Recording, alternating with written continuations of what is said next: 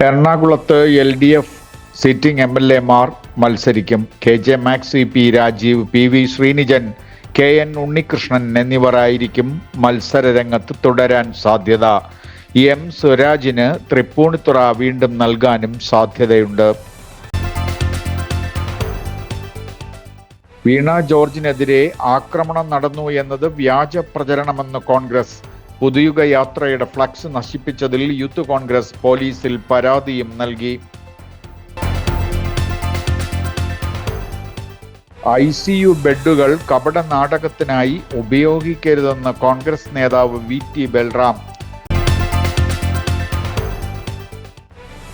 ആരോഗ്യമന്ത്രിയെ ആക്രമിക്കുന്ന ദൃശ്യം നൽകുന്നവർക്ക് 1 പവൻ സമ്മാനമേർപ്പെടുത്തി Kannur youth Congress committee.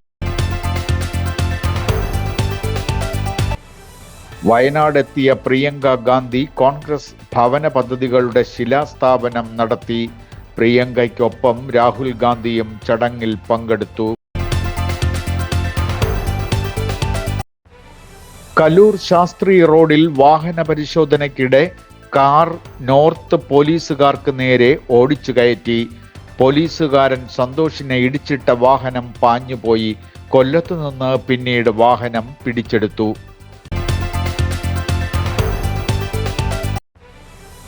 Cyber തട്ടിപ്പിൽ കിളിമാനൂർ സ്വദേശി വസ്ത്രവ്യാപാരിക്ക് 15 ലക്ഷം രൂപ നഷ്ടമായി.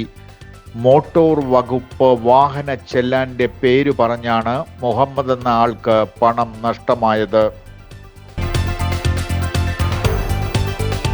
കാസർഗോഡ് മോഷണക്കുറ്റം ആരോപിച്ച ജസീല ആത്മഹത്യ ചെയ്തതിൽ ജസീലയുടെ നിരപരാധിത്വം വെളിവാക്കുന്ന ഓഡിയോ ക്ലിപ്പ് പുറത്തുവന്നു. കാസർഗോഡ് നാലത്തടുക്ക സ്വദേശി ജസീല നേരിട്ടത് കടുത്ത മാനസിക പീഡനമെന്ന് വ്യക്തമായി. ഭർത്താവും പിന്തുണച്ചില്ല എന്ന് ജസീല എന്ന പെൺകുട്ടി സങ്കടത്തോടെ പറയുന്ന വീഡിയോ ക്ലിപ്പാണ് പുറത്തുവന്നത്. കോഴിക്കോട് മെഡിക്കൽ കോളേജിലേക്ക് വന്ന ബോംബ് ഭീഷണി വ്യാജമെന്ന് അന്വേഷണത്തിൽ വ്യക്തമായി. RDX IED ബോംബുകൾ മെഡിക്കൽ കോളേജിൽ വച്ചിട്ടുണ്ടെന്നായിരുന്നു ഭീഷണി. മെയിൽ സന്ദേശമായിരുന്നു കിട്ടിയത്. സ്ത്രീകൾക്ക് വീട്ടിലിരുന്ന് ജോലി ചെയ്ത് പ്രതിമാസം 30,000 രൂപ വരെ നേടാമെന്ന പേരിൽ കേന്ദ്ര ഗവൺമെന്റിന്റെ പദ്ധതിയായി വരുന്ന പ്രചരണം പൂർണ്ണമായും തെറ്റാണെന്ന് മലയാള മനോരമ റിപ്പോർട്ട് ചെയ്തു. ഇന്ത്യയിൽ നിന്നുള്ള കോഴിയിറച്ചിയും മുട്ടയും സൗദി അറേബ്യ വിലക്കിയത് വൻ തിരിച്ചടിയാവുമെന്ന് സൂചന. പൗൾട്രി ഉൽപ്പന്നങ്ങളുടെ ഇറക്കുമതി പൂർണ്ണമായും സൗദി നിരോധിച്ചിട്ടുണ്ട്. പകർച്ചവ്യാധി ഭീഷണി പറഞ്ഞാണ് നിരോധനം.